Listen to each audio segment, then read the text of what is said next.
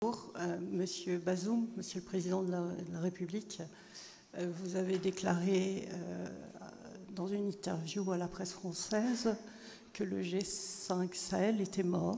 Donc je voulais voir comment vous envisagez la suite et surtout quelles sont vos attentes vis-à-vis de Luxembourg en matière de sécurité et de défense. Je me suis exprimé sur le mode de la boutade à la veille de la décision du gouvernement du Mali de se retirer du G5, car en effet, le G5, c'est 5 États, lorsque un manque à l'appel, il n'en reste plus 5, mais il en resterait 4. Et aussi longtemps que l'État du Mali n'aura pas révisé sa position pour réintégrer ce cadre-là que nous étions en train de mettre en place, qui est pratiquement encore dans les limbes, nous n'aurons pas de G5. Mais évidemment, au-delà de la boutade,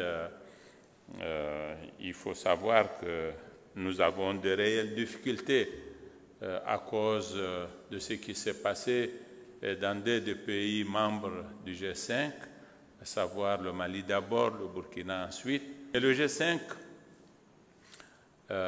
était assez balbutiement en vérité, si même c'était un objet médiatique très attractif, parce qu'en effet, il y a une grande demande de sécurité à laquelle on veut faire correspondre une offre qu'on a cru déceler à travers justement le G5.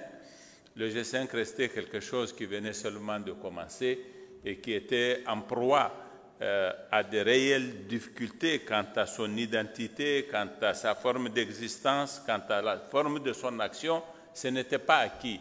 L'hypermédiatisation du G5 Sahel ne signifiait pas que c'était quelque chose qui avait de la consistance, encore moins de la substance. Donc, si dans ce contexte des difficultés telles que je viens de les décrire, il se passe les événements dont nous avons été témoins, ça remet en cause ce projet-là et il va falloir que nous envisagions l'avenir en nous disant que ce sera encore plus difficile, mais la nécessité de la coopération entre les pays affectés par le phénomène du terrorisme est quelque chose d'absolument impératif.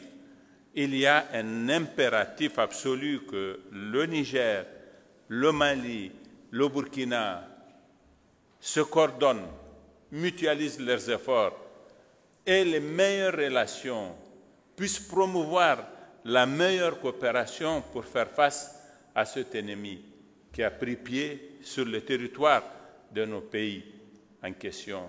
Donc ce combat, nous allons le mener aussitôt que les circonstances y seront favorables. C'est un combat dont nous ne ferons jamais l'économie et c'est un combat dans lequel le Niger sera en première ligne. Le Niger est engagé dans une lutte contre le terrorisme depuis plusieurs années. Cette lutte n'est pas seulement militaire, elle revêt d'autres aspects, notamment éducatifs, économiques et lutte contre la pauvreté.